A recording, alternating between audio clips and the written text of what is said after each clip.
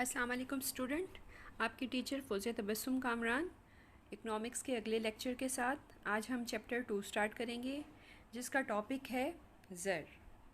ठीक है जी, मनी। इसमें आप ये चैप्टर में ये देख रहे होंगे, इसमें हमने बहुत सारे टॉपिक्स जो हैं वो पढ़ने हैं। इंशाल्लाह हम इसको वन बाय वन तफसीलन पढ़ेंगे और उम्मीद है कि आप भी इसको बहुत ख्याल से पढ़ेंगे।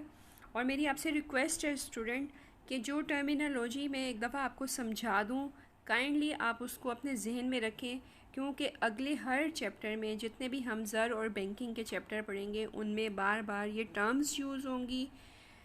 ठीक है ना। इन टर्म्स को मैं पहली दफ़ा डिफ़ाइन करूँगी, अगली दफ़ा मैं इनको डिफ़ाइन नहीं करूँगी। मेरे लिए अंडरस्टूड होगा कि मैं आपको बता चुकी हूँ और आप लोगों को ये बात समझ आती है।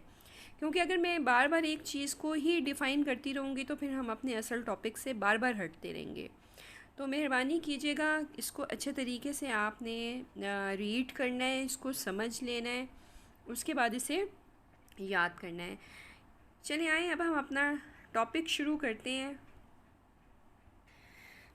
जी स्टूडेंट्स, ये देखिए आपके सामने पेज मौजूद है। इसमें हमने जो सबसे पहले टॉपिक पढ़ना है वो है हमारा बराह रास्त तबादला, या जिसे आप कह लें बार्टर सिस्टम। ठीक है, बार्टर सिस्टम पे हम बात करेंगे। सबसे पहले बार्टर सिस्टम क्या चीज़ है? बार्टर सिस्टम है चीज़ों के बदले चीज़ों का लेन देन। ठीक है ना। Exchange of goods and services in terms of goods and services, कि हम अशिया ख़िदमात को ही अशिया ख़िदमात के एक्सचेंज में एक दूसरे से लेन देन करते हैं। ये क्यों होता था पहले? कि ज़ाहिर है पहले इंसान इतना महज़ब नहीं था, गारों में रहता था, जंगलों में रहता था, उसकी कॉलोनीज़ नहीं थी। फिर आहिस्ता आहिस्ता वो कबीलों में बन गया, फिर उसने अच्छा रहना शुरू कर दिया, फिर उसने खाने पीने की चीज़ें तलाश करनी शुरू कर दी, उसने अपना लाइफस्टाइल चेंज कर लिया। फिर वो एक दूसरे का मोहताज होना शुरू हो गया, यानी कि एक दूसरे पर डिपेंडेंट होना शुरू हो गया। एक दूसरे पर डिपेंडेंट होने का क्या मतलब है? कि अगर मेरे पास कोई चीज़ है या मैं कोई चीज़ प्रोड्यूस करती हूँ, मींस कि मैं एक टीचर हूँ और मुझे शूज़ की ज़रूरत है, तो मैं टीचिंग के बदले शूज़ लूँगी। ठीक है जी। इसी तरह इस चीज़ को चीज़ के बदले चीज़ या सर्विस के बदले गुड को एक्सचेंज करना जो है वो बार्टर सिस्टम कहलाता था। अब बार्टर सिस्टम जो है उसमें बड़ी मुश्किलात होना शुरू हो गई। उसमें क्या क्या प्रॉब्लम्स आई, क्योंकि हम चीज़ों के बदले चीज़ों का लेन देन नहीं कर सकते थे। इसमें प्रॉब्लम आती थी, हमें नहीं पता चलता था कि जी हमारी जो गुड्स एंड सर्विसेज हैं या जो हमें जो चीज़ चाहिए वो दूसरी तरफ के बंदे को, हमारे पास जो चीज़ मौजूद है वो दूसरे शख्स को भी चाहिए कि नहीं।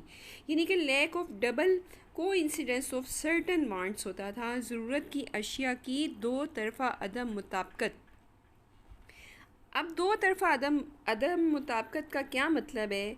या को इंसिडेंस ऑफ सर्टन वांट्स, ठीक है ना। लैक ऑफ डबल को इंसिडेंस। डबल को इंसिडेंस का मतलब ये है कि अगर मेरे पास फ़र्ज़ करें जो चीज़ में जो शख्स गंदम पैदा करता है, अच्छा अगर उसे कपड़े की ज़रूरत होगी, वो कपड़ा तैयार करने वाले के पास जाएगा।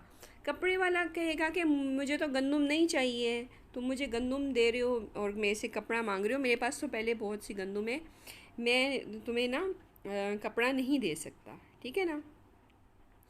इसी तरह अगर फ़र्ज़ करें वो फिर कोई ऐसा बंदा ढूंढे कि जिसे पहले वो चीज़ चाहिए कि जो मेरे से कपड़े वाला ले ले, वो उसे गंदम दे, फिर उसे वो चीज़ लेके आए जो उससे कपड़े वाले को दे के वो अपनी ज़रूरत पूरी कर सके। ठीक है ना। इससे ये होता था कि दो तरफ़ा जो है वो अदम मुताबिकत होती थी ज़रूरत की, कि मुझे कपड़ा चाहिए तो दूसरे को गंदम नहीं चाहिए, जबकि मेरे पास तो गंदम है। फिर उसके बाद था कि lack of common measure of value. Common measure of value या मुश्तरक मेयार कदर। अब मैंने आपको कहा है कि बार बार ये वर्ड यूज़ होंगे कि मुश्तरक मेयार कदर क्या है, तो ठीक है ना। Coincidence, lack of coincidence, double coincidence क्या है, तो ये चीज़ें आपने अपने जहन में रखनी है, इनको याद करना है। अब मुश्तरक मेयार कदर का मतलब ये है कि किस तरह इस चीज़ का डिसीजन होगा कि 1 किलो चीनी 1 किलो गंदम जितनी है। हो सकता है चीनी वाला कहे कि मेरी जो चीनी है ना वो, तो मुझे 2 किलो गंदम दोगे तो मैं तुम्हें 1 किलो गंदम चीनी दूंगा। ठीक है ना। अब मियार कदर फ़र्क हो गया। किसी चीज़ की वैल्यू का अंदाज़ा किस चीज़ से लगाया जाए कि कौन सी चीज़ कितनी वैल्यू रखती है, इस पे भी लोगों को प्रॉब्लम होता था। अगर फ़र्ज़ करें एक शख्स कहता था कि मैं तुम्हें 2 किलो गंदम देता हूँ, मुझे तुम 3 शूज़ दे दो, जोड़े जूतों के दे दो। वो दूसरा शख्स ये कह सकता है कि मैं तो 2 किलो गंदम के बदले तुम्हें 3 शूज़ नहीं दूंगा, मैं तो 5 किलो गंदम के बदले तुम्हें ना 3 शूज़ दूंगा। तो मियार कदर क्या होगा, ठीक है ना। उस चीज़ को मैयर कैसे करेंगे, उसकी वैल्यू को मैयर करने के लिए कोई कदर भी मौजूद नहीं थी। इससे फिर लेन देन में नुकसान भी होता था और झगड़ा भी होता था। अगली चीज़ है lack of store of value. Store of value का क्या मतलब है, ज़ख़ीरा कदर। ज़ख़ीरा कदर का क्या मतलब है कि जी हम चीज़ों को जमा करके नहीं रख सकते।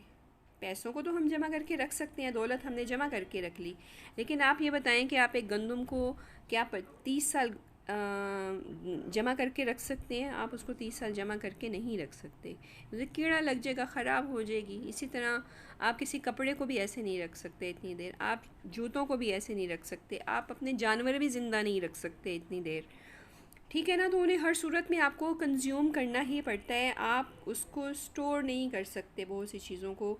तो ये चीज़ें भी जो है ना प्रॉब्लम क्रिएट करती थी। फिर बाज़ अशिया जो हैं वो तकसीम नहीं होती हैं, उनमें उनकी डिविजिबिलिटी नहीं होती है उनके अंदर, उनको हम काट नहीं सकते, हम जानवर को 2 हिस्सों में तकसीम करके अपने पास संभाल के नहीं रख सकते, ठीक है ना। अगर मेरे पास या किसी शख्स के पास गाय भैंसें हैं, तो वो उसने 1 किलो चीनी लेनी है, 2 किलो चीनी लेनी है, तो वो एक पूरी गाय देगा या पूरी बकरी देगा तो फिर वो चीनी लेगा।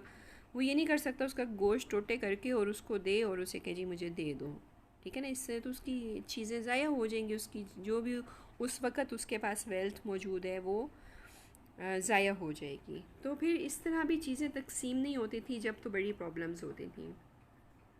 फिर लैक ऑफ डेफर्ड पेमेंट्स होता था, उधार में लेन देन में दिक्कत होती थी। अब उधार में लेन देन में से क्या दिक्कत हो सकती है कि आप ये देखें कि अगर फ़र्ज़ करें मैं आपसे एक गाय जो है वो अगर मैं ले लेती, जी मुझे 2 साल के लिए उधार दे दो, मुझे ज़रूरत है, बाद में जब मैं वापस करूँगी तो आप कहेंगे ये तो मेरी गाय ही नहीं है, ये तो पतली हो गई, ये तो मोटी हो गई, ये तो बीमार हो गई, ये तो मैं तो इतनी अच्छी थी, ये तो था वो तो था, ठीक है ना। इसी तरह मैं कहूँगी अगर तुम कोई मुझे कहे पर अपनी 5 किलो गंदम मुझे दे दो, मैं तुम्हें वापस कर दूँगा, तो मैं कहूँगी जी मेरी तो ये क्वालिटी नहीं थी, मेरी तो ये मेजरमेंट ही नहीं थी, आपने जो मुझे वापस की है।